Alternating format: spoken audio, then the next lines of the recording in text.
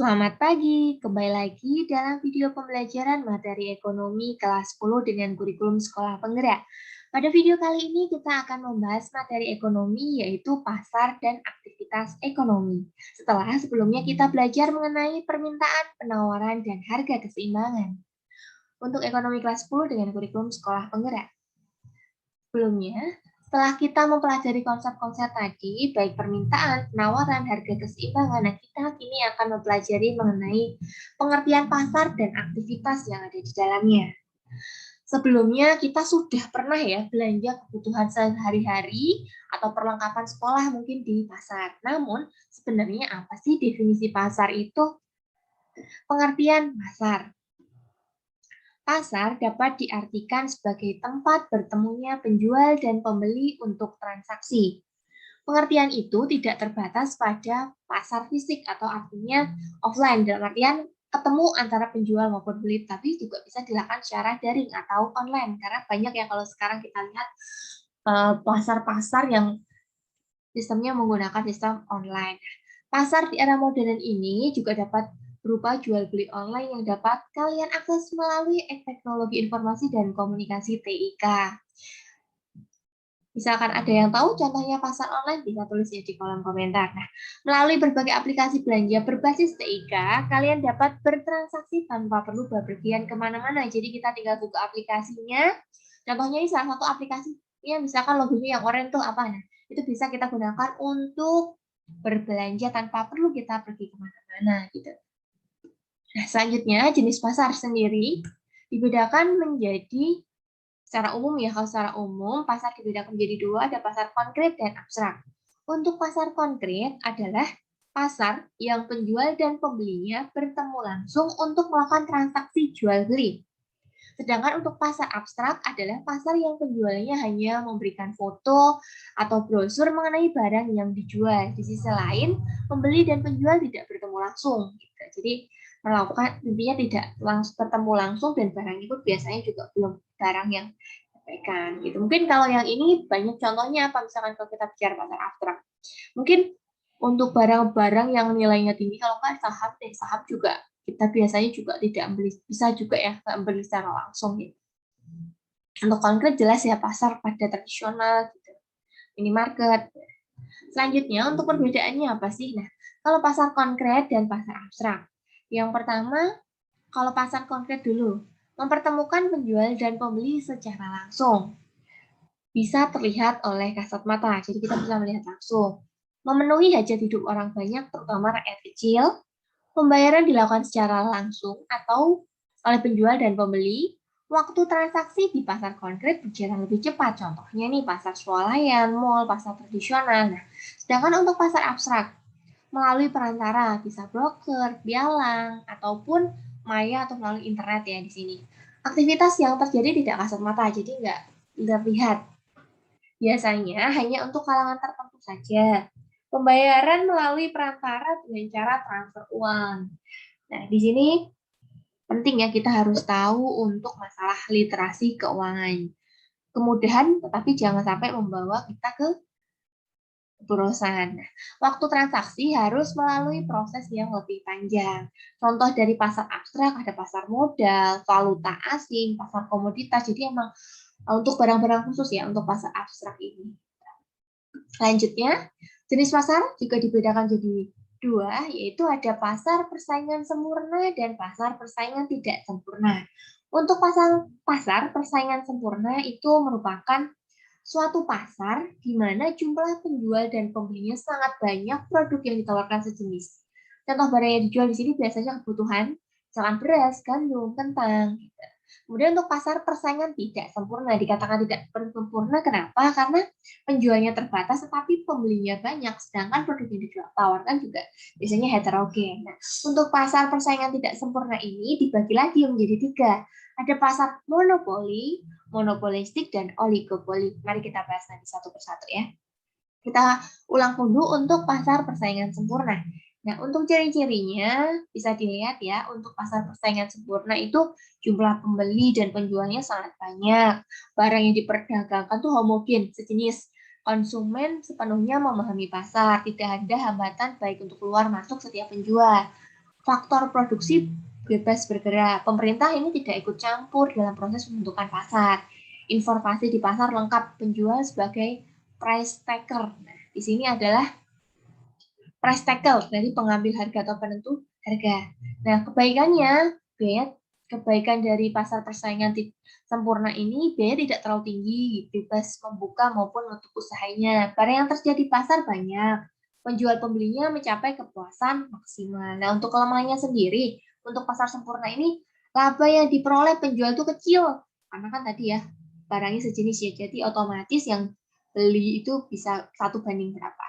Hanya ada dalam kondisi perekonomian ideal, tidak mendorong inovasi, membatasi pilihan konsumen terhadap satu jenis produk, timbul black market. Nah, di sini nanti pasar gelap ya. Jadi realnya untuk praktiknya untuk pasar persaingan tidak sempurna itu saya rasa belum ada ya, tidak ada. Jadi yang tidak, mungkin yang praktik-praktik banyak di lapangan adalah pasar persaingan tidak sempurna. Nah, untuk pasar tidak sempurna itu tadi dibedakan jadi 3 ya. Kalau monopoli berarti ada satu penjual dan banyak pembeli. Jadi ada satu penjual itu yang sifatnya itu memonopoli pasar. Jadi dia yang punya barang tersebut. Nah, untuk pasar oligopoli itu adalah bentuk pasar yang ketika hanya beberapa penjual, biasanya kurang dari 10 dan jumlah pembelinya juga banyak. Pada penjual ini dapat bersepakat untuk menentukan harga bersama, jadi juga menguntungkan di sini. Untuk pasar monopolistik atau pasar persaingan monopolistik, bentuk pasar yang terdapat banyak penjual dan barang serupa tetapi terdiferensiasi, maksudnya ada perbedaan antara barang A dan B. Misalkan sama-sama meja, dan mejanya itu ada khasnya masing-masing di situ, tapi penjualnya juga sama banyak di sini. Selanjutnya kita bahas lebih detail mengenai pasar monopoli. Nah, untuk ciri-ciri pasar monopoli nih, hanya ada satu penjual. Nah, misalkan kalau kita bicara PT, PLN, dan KAI. Nah, kalau PLN kan pengelolaan listrik nih, KAI kereta. Jadi hanya satu itu yang melakukan monopoli. Karena kalau misalkan ada banyak, tentu pemerintah juga kalah juga ya. Karena kan ingat pasal 33 ayat 3 bunyinya adalah untuk kesejahteraan rakyat. Nah, jadi ada sumber-sumber yang memang harus dikuasai oleh negara. Gitu. Kemudian dikelola oleh negara ya, bukan dikuasai, bukan berarti 100% tapi dikelola dan dimanfaatkan untuk haji hidup orang banyak. Nah, selanjutnya pembeli tidak ada pilihan. Penjual sebagai price maker. Nah, maker berarti sini pembuat harga. Kalau price maker tadi kan penerima harga. Untuk price maker di sini adalah penentu harga. Sumber daya dikuasai oleh satu produsen, ditentukan oleh undang-undang atau ketentuan pemerintah. Penjual baru sangat sulit masuk. Promosi iklan tidak diperlukan karena kan cuma nggak ada choice ya, cuma satu gitu. Keuntungan terpusat pada satu penjual. Kemudian untuk kebaikannya, monopoli oleh negara memudahkan pengawasan perekonomian. Monopoli karena efisiensi meningkatkan daya saing. Monopoli hak cipta menimbulkan inovasi penemuan produk baru. Tapi ada kelemahannya. Keuntungannya kan hanya berpusat pada satu produsen. Kemudian terjadi eksploitasi pembeli dan pemilik faktor produksi. Nah, selanjutnya untuk oligopoli tadi ya, penjualnya kurang lebih ada 10 dan pembelinya juga banyak di sini. Tapi di sini kan untuk penjualnya itu sudah melakukan kesepakatan harga gitu. Untuk ciri-cirinya ini ya, terdapat banyak penjual sejenis untuk barangnya, tapi ada berbeda atau terdiferensiasi. Nah, itu coraknya berbeda. Terdapat hambatan masuk yang cukup tinggi bagi perusahaan di luar pasar untuk masuk pasar. Jadi ada kesulitan untuk produsen baru untuk masuk pasar. Satu di antara para oligopolis ini merupakan market leader, jadi ada leadernya. Dari 10 misalkan ada satu. Gitu. Promosi dan iklan sangat diperlukan karena tadi barangnya kan sama, tapi ada ciri yang dibedakan dan di situ harus ditonjolkan. Salah satunya melalui iklan ya. Iklannya tujuan untuk membujuk seorang membeli barang. Lalu untuk contohnya ada industri motor, industri air mineral, industri rokok, dan lain sebagainya. Kemudian kebaikannya dari pasar oligopoli itu apa sih? Berkembangnya teknologi dan inovasi, produsen bisa melakukan kerjasama atau kartel. Terdapat sedikit penjual, sehingga memerlukan investasi pasar. Penjual sedikit sehingga dapat mengendalikan harga. Jika terjadi persaingan harga, konsumen diuntungkan. Untuk kelemahannya sendiri, terdapat rintangan kuat untuk masuk ke pasar oligopoli. Terdapat perang harga antar penjual. Ya tadi ya, kalau misalnya ikannya gencar-gencar, otomatis biaya-biayanya kan juga banyak. Meskipun ada kesepakatan ya, tapi tetap namanya pasar tidak bisa mungkin ada permasalahan yang mungkin terjadi internal itu. Kemudian pasar monopolistik. Nah, untuk ciri-cirinya terdapat banyak penjual. Barang yang diperjualbelikan berbeda corak. Para penjual mempunyai kekuatan monopoli atas barang yang diproduksi. Setiap penjual aktif melakukan promosi. Keluar masuk pasar relatif sulit, sama yang tadi oligopoli. Terdapat persaingan yang ketat dalam kualitas. Contohnya ini produsen sabun, sampo, pasta gigi, motor, dan sebagainya. Jadi, terus kebaikannya memacu kreativitas produsen untuk berinovasi. Pembeli tidak mudah pindah dari produk yang dipakai selama ini. Konsumen dapat memilih produk yang terbaik. Kelemahannya biaya produksinya mahal, berakhir pada harga yang mahal. Persaingan sangat berat, produsen yang tidak memiliki modal, pengalaman cukup berat akan cepat keluar dari pasar. Itu merupakan ciri kebaikan dan kelemahan dari... Kali ini saya akan bahas mengenai pasar. Apa itu pasar? Pasar diartikan sebagai tempat bertemunya pembeli dan penjual. Pengertian pasar tersebut adalah pengertian pasar secara konkret. Nah, pasar dapat terbentuk di mana saja dan kapan saja, di dalam bis, di terminal, di halte, dan lain-lain. Bahkan transaksi jual beli juga bisa terjadi lewat surat, TV, radio, internet, dan lain-lain.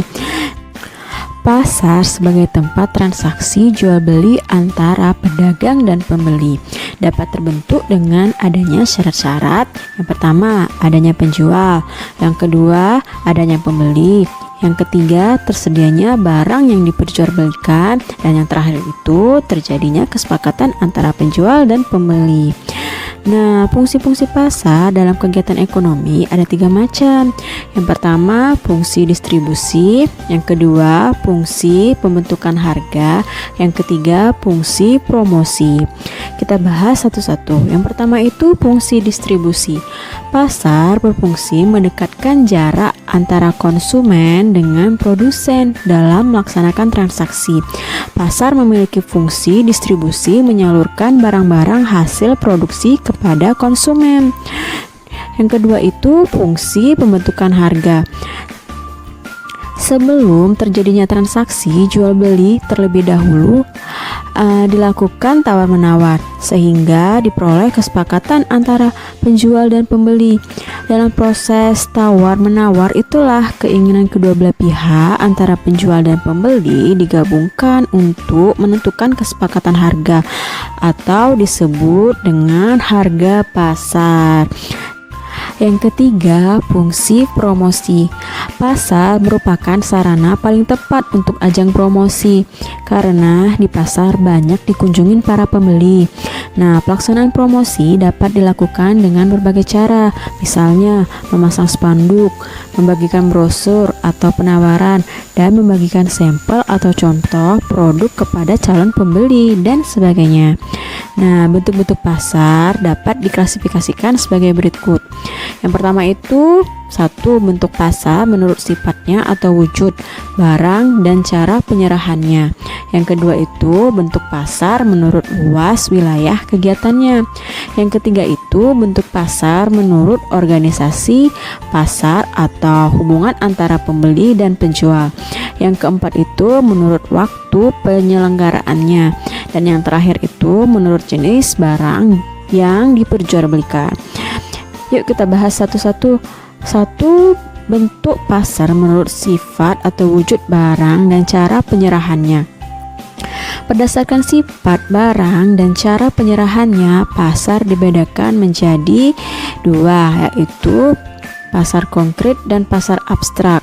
Di mana pasar konkret yaitu pasar di mana barang yang diperjualbelikan benar-benar ada penjual dan pembeli bertemu langsung.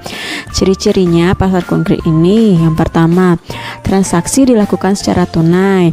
Yang kedua, barang dapat dibawa atau diambil saat itu juga. Yang ketiga, barang yang diperjualbelikan benar-benar ada atau nyata. Dan yang keempat itu penjual dan pembeli bertemu langsung. Yang kedua itu pasar abstrak. Nah, pasar abstrak adalah pasar yang dimana barang yang diperjualbelikan tidak tersedia secara langsung dan antara penjual dan pembelinya tidak bertemu secara langsung juga. Ciri-cirinya itu yang pertama, penjual dan pembeli berada di tempat yang berbeda dan berjauhan jaraknya. Yang kedua, transaksi dilandasi oleh rasa saling percaya. Yang ketiga, barang yang diperjualbelikan tidak tersedia, hanya contoh saja. Nah, yang terakhir ini transaksi dilakukan dalam partai besar. Nah, selanjutnya bentuk pasar menurut luas kegiatannya. Berdasarkan luas wilayah kegiatannya, pasar itu dibedakan beberapa. Yang pertama itu ada pasar regional. Pasar regional adalah pasar yang di daerah pemasarannya meliputi beberapa negara pada wilayah tertentu. Misalnya di kawasan Asia Tenggara dibentuk AFTA. Nah, yang kedua itu pasar internasional. Pasar internasional adalah pasar yang daerah pemasarannya mencakup seluruh kawasan dunia. Misalnya pasar kopi di Brasil, pasar Wall di Sydney, Australia. Nah, yang ketiga itu pasar lokal. Pasar lokal ini adalah pasar yang daerah pemasarannya hanya meliputi daerah tertentu dan pada umumnya menawarkan barang yang dibutuhkan masyarakat di sekitarnya. Misalnya pasar Klewer itu di Solo yang menyediakan berbagai jenis kain batik karena masyarakat di Solo dan sekitarnya banyak yang mengenakan batik. Nah, yang terus pasar nasional. Pasar nasional ini adalah pasar yang daerah pemasarannya meliputi wilayah satu negara. Pasar ini menjual barang-barang yang dibutuhkan oleh masyarakat negara tersebut. Nah, yang selanjutnya itu bentuk pasar menurut organisasi pasar atau hubungan antara pembeli dan penjual. Nah, berdasarkan organisasi, pasar dapat dibedakan. Yang pertama itu ada pasar persaingan sempurna atau perfect competition market. Nah, pasar persaingan sempurna ini adalah pasar yang terdapat banyak penjual dan pembeli, sehingga harga tidak bisa ditentukan oleh masing-masing penjual dan pembeli. Nah, selanjutnya itu pasar persaingan tidak sempurna atau imperfect competition market.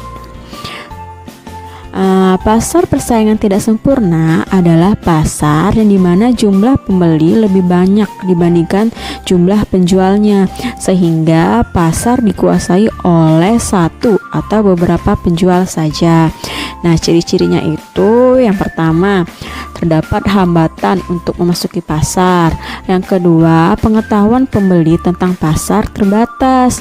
Yang ketiga, jumlah penjual itu sedikit. Dan yang terakhir itu barang yang diperjualbelikan bermacam-macam.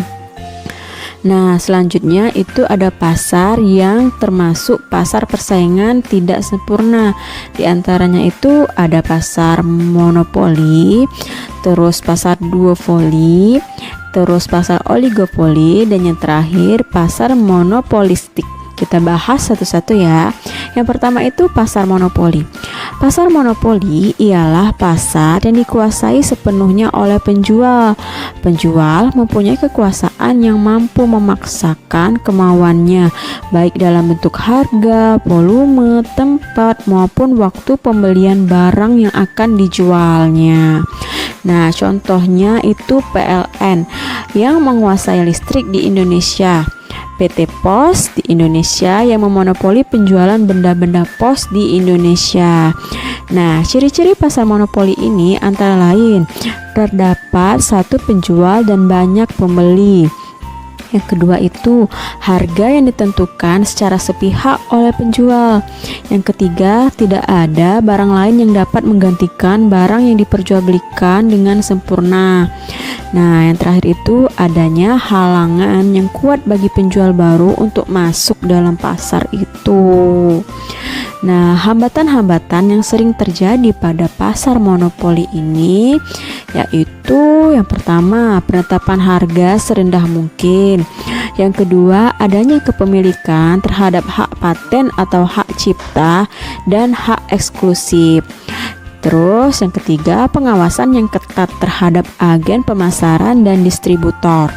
Yang keempat, adanya skala ekonomis yang sangat besar. Dan yang terakhir itu memiliki sumber daya yang unik. Nah, penyebab timbulnya pasar monopoli ini adalah yang pertama itu ditetapkan oleh pemerintah berdasarkan undang-undang. Yang kedua, penggabungan dari berbagai perusahaan. Yang ketiga, adanya hak cipta atau hak paten atas hasil karya seseorang yang diberikan kepada suatu perusahaan.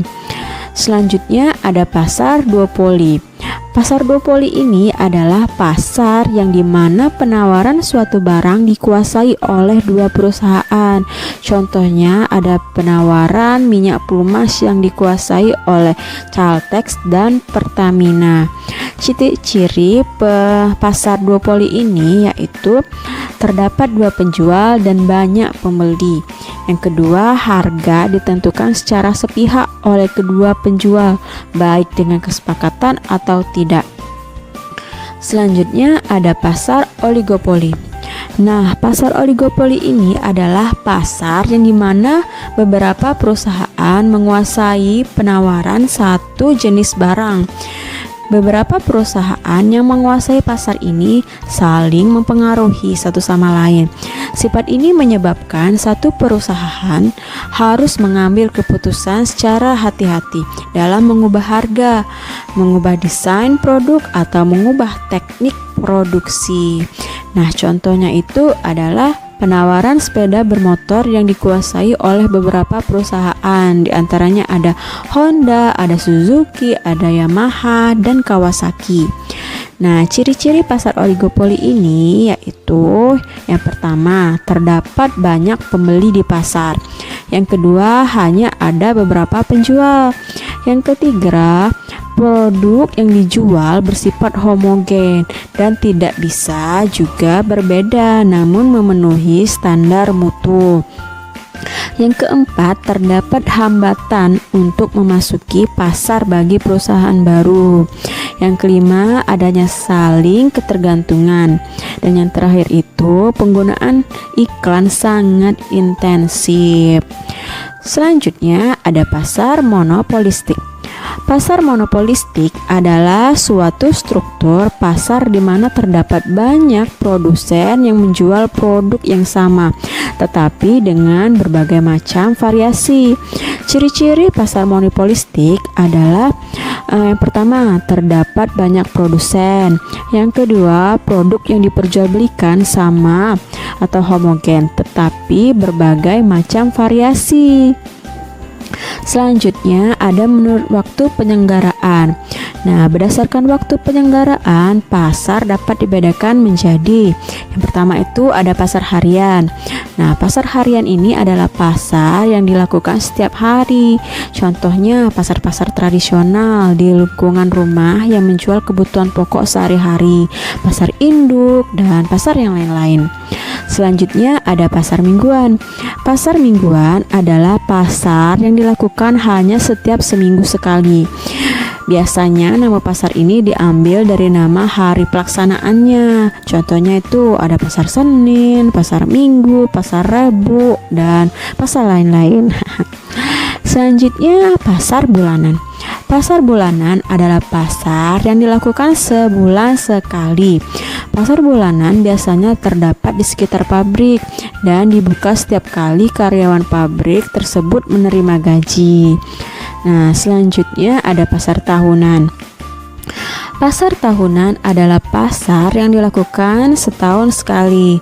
Pasar ini diselenggarakan berkaitan dengan acara atau kegiatan dan sering digunakan sebagai ajang pameran atau promosi. Contohnya ada Pekan Raya Jakarta, Pasar Sekaten di Yogyakarta, dan Solo. Selanjutnya jenis pasar yang diperjualbelikan. Berdasarkan jenis barang yang diperjualbelikan, pasar dibedakan menjadi dua. Yang pertama, pasar barang distribusi. Pasar barang distribusi adalah pasar yang menjual faktor-faktor produksi, misalnya bursa tenaga kerja, pasar modal, pasar mesin-mesin, produksi, dan lain-lain. Selanjutnya, pasar barang konsumsi. Pasar barang konsumsi adalah pasar yang menjual barang-barang secara langsung dapat dikonsumsi atau dipakai. Nah, contohnya itu ada pasar buah, pasar ikan, pasar pakaian, dan lain-lain. Seperti itu. Sekian untuk penjelasan mengenai pasar dan aktivitas ekonomi. Bertemu lagi pada video pembelajaran selanjutnya. Selamat pagi, selamat beraktivitas, semoga bermanfaat.